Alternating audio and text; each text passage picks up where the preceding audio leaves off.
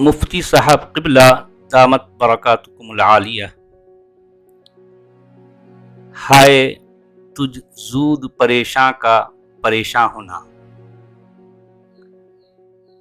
سورت الکویت کو میں نے بس یوں ہی چلتے چلتے بنا ڈالا اور میں نے اس کو اپنی آواز میں ریکارڈ کر دیا۔ ٹھیک ہے، یہ ایک چلتا کام تھا، ایک مزاحن کہہ لیں، یہ جو بھی نام دے لیں۔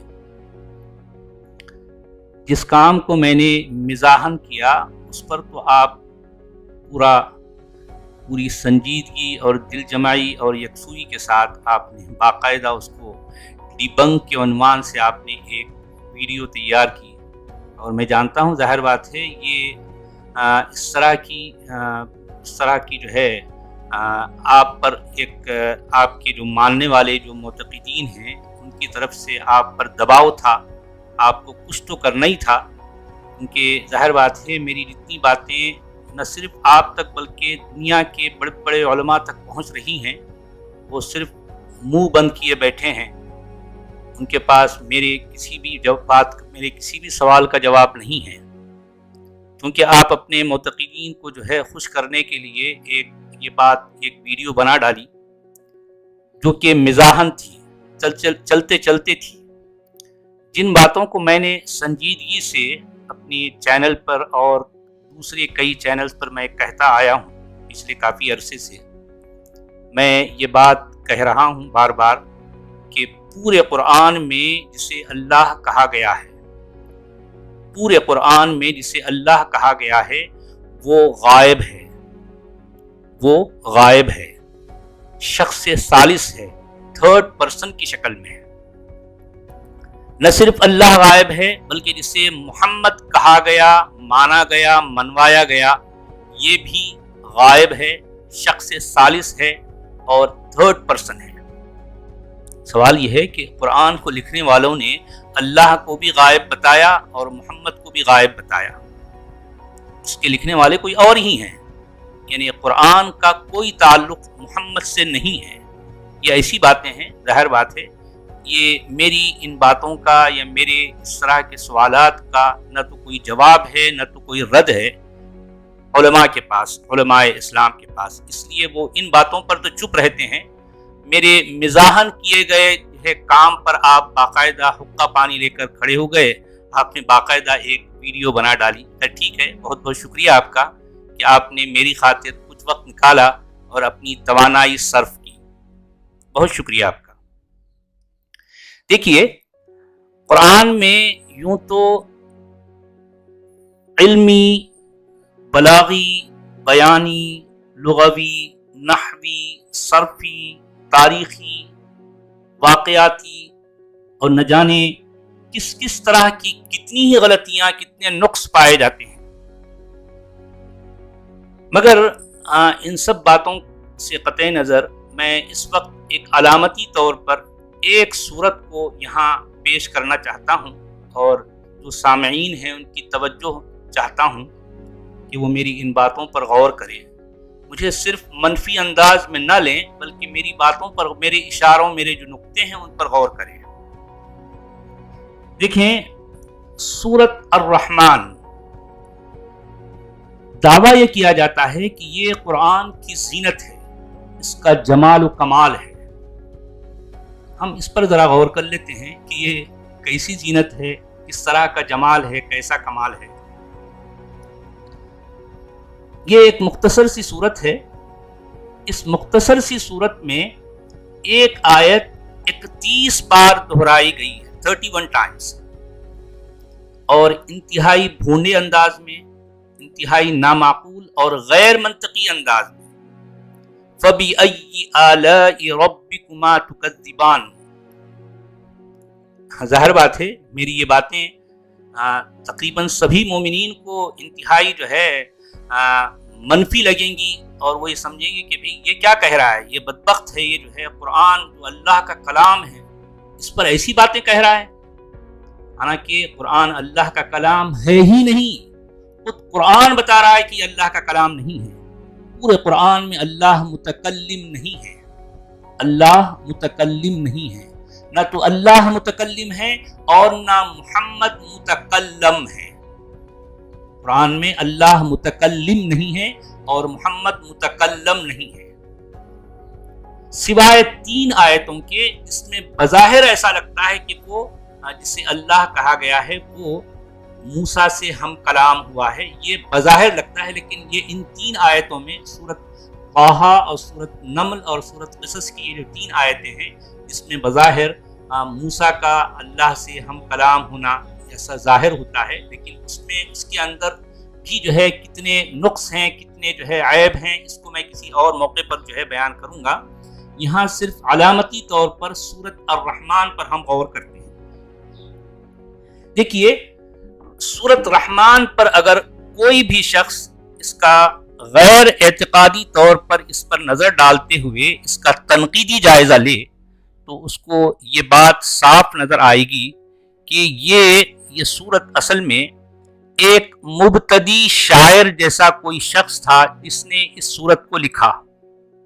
مبتدی شاعر میں کیوں کہہ رہا ہوں؟ وہ اس لیے کہ عام طور پر مبتدی شعراء کیا کرتے ہیں، جو ابھی سیکھ رہے ہوتے ہیں، نیو کمرز جو ہوتے ہیں، وہ کیا کرتے ہیں کہ ادھر ادھر سے کئی جو ہے قافیے ڈھونڈ نکالتے ہیں، پہلے قافیے جمع کر لیتے ہیں، تو اب ان قافیوں کو لے کر وہ کچھ الفاظ ان کے ساتھ ان قافیوں سے جوڑ کر ایک ایک شعر بناتے جاتے ہیں۔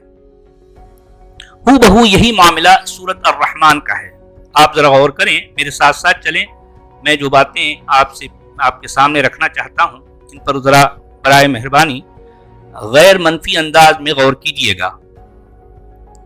دیکھیں اس سورت کا جو قافیہ ہے الف اور نون، تو عموماً تقریباً ہر شعر میں یا ہر آیت میں یہ الف اور نون کا قافیہ اس میں سے جوڑا گیا ہے۔ الرحمن، القرآن، الانسان، بیان، یا اس طرح سے۔ اس میں ایک لفظ ہے النجم اور ایک لفظ ہے الشجر۔ النجم والشجر یسجدان۔ اچھا، یسجدان چونکہ جو ہے تثنیہ کا صیغہ ہے، الف اور نون آئے ہیں اور اس کے ساتھ یہ قافیہ پوری طرح سے فٹ بیٹھتا ہے، تو محض اس وجہ سے کاتبین سورۃ الرحمن نے کیا کیا، یہ اس سے پہلے 2 لفظ جمع کر دیے، جوڑ دیے، النجم اور الشجر، اور اس کے ساتھ یہ جو قافیہ آلریڈی ہے ان کے ہاتھ میں یسجدان، وہ اس کے ساتھ فٹ بیٹھ گئے۔ اب سوال یہ ہے کہ کیا صرف ایک تارا اللہ کو سجدہ کرتا ہے؟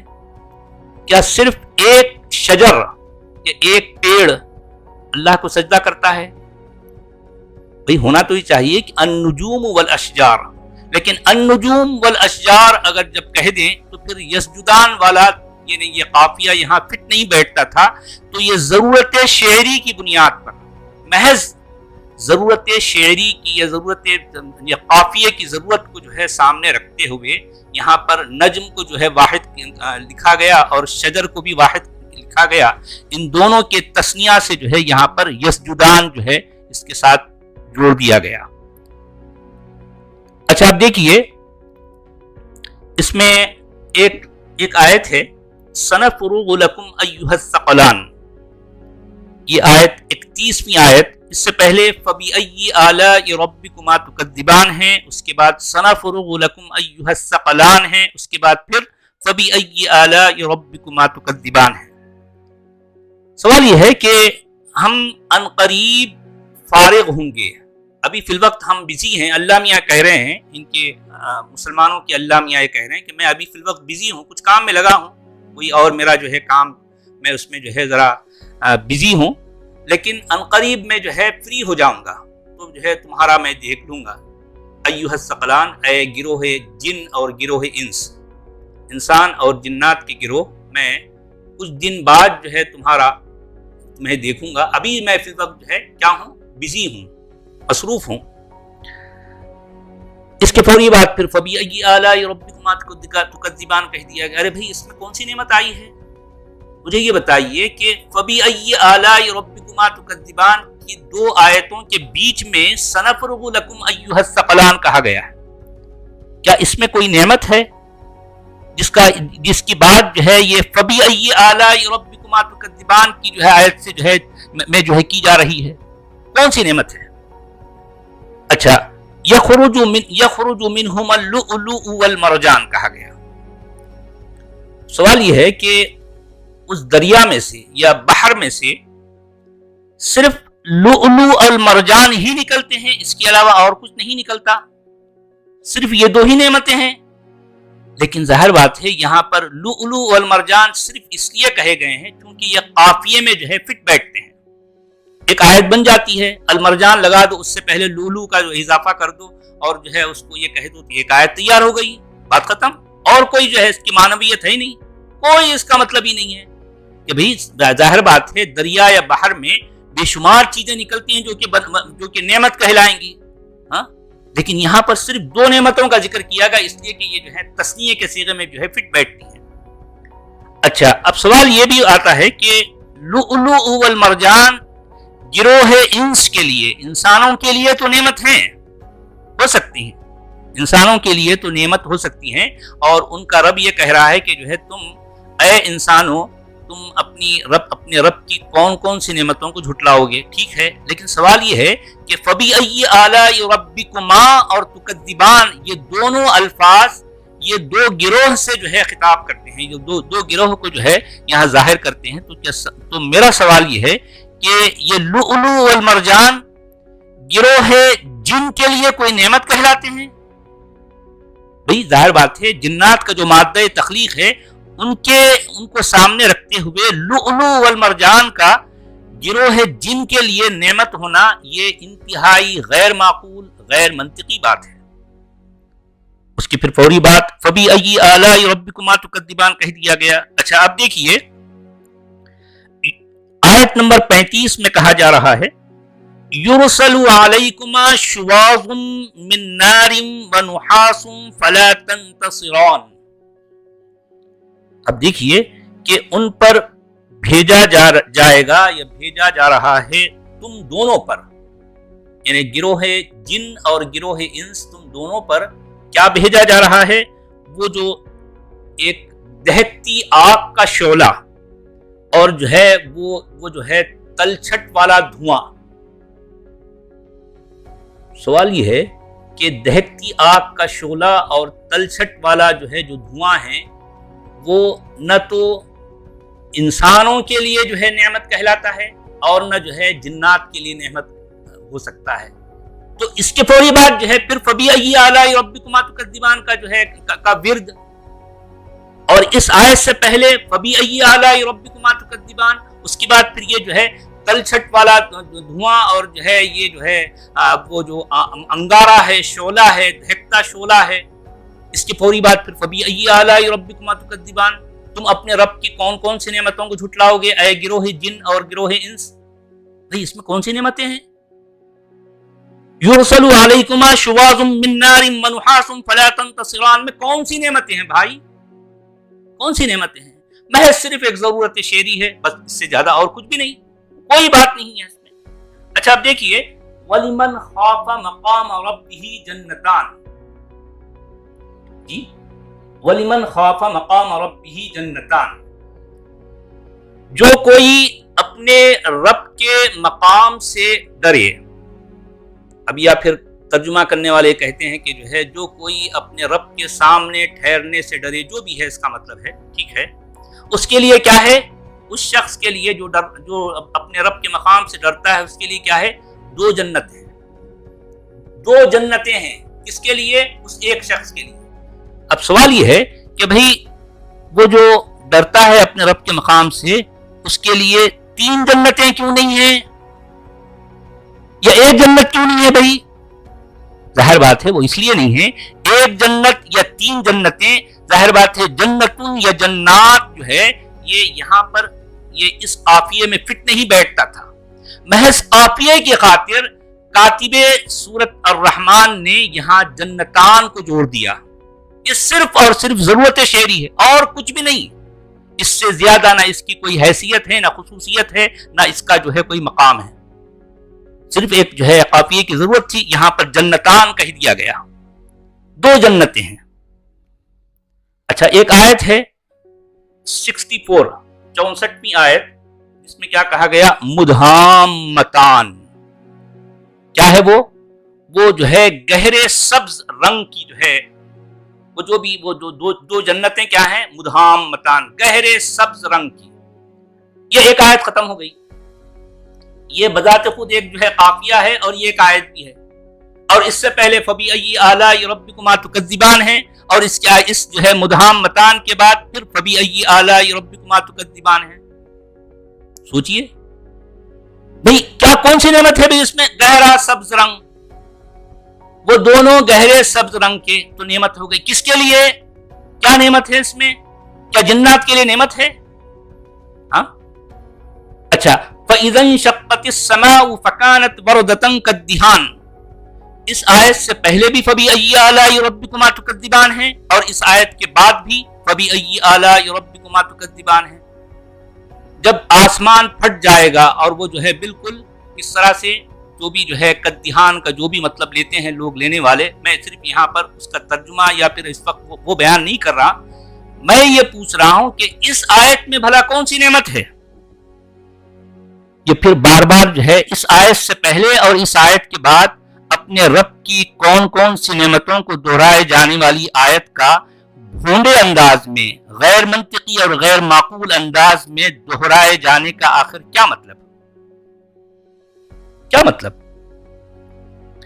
یہ فَبِأَيِّ آلَاءِ رَبِّكُمَا تُكَذِّبَانِ جس انداز میں دہرایا گیا ہے اس سورت میں 31 ٹائمز، یہ صرف اور صرف پڑھنے اور سننے والے کے لیے، چونکہ اس میں تثنیہ کا صیغہ ہے اور جو ہے یہ آیت ہر جگہ فٹ بیٹھ رہی ہے کہ بھی جو ہے پڑھنے اور سننے کی حد تک، بس اس سے زیادہ نہیں.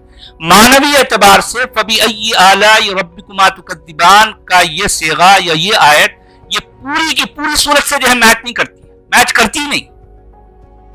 ایک بے ہنگم سی، ایک جو ہے بے منطقی آیت کو اس ایک چھوٹی سی صورت میں 31 بار دہرایا گیا ہے. یہ ہے قرآن کی بلاغت، یہ ہے قرآن کی فصاحت، یہ ہے یہ ہے قرآن کا لغوی شاہکار. سوچئے، اور یہ قرآن کی زینت کہلاتی ہے، یہ قرآن کا جمال ہے، کمال ہے. میں اس صورت کی بات کر رہا ہوں.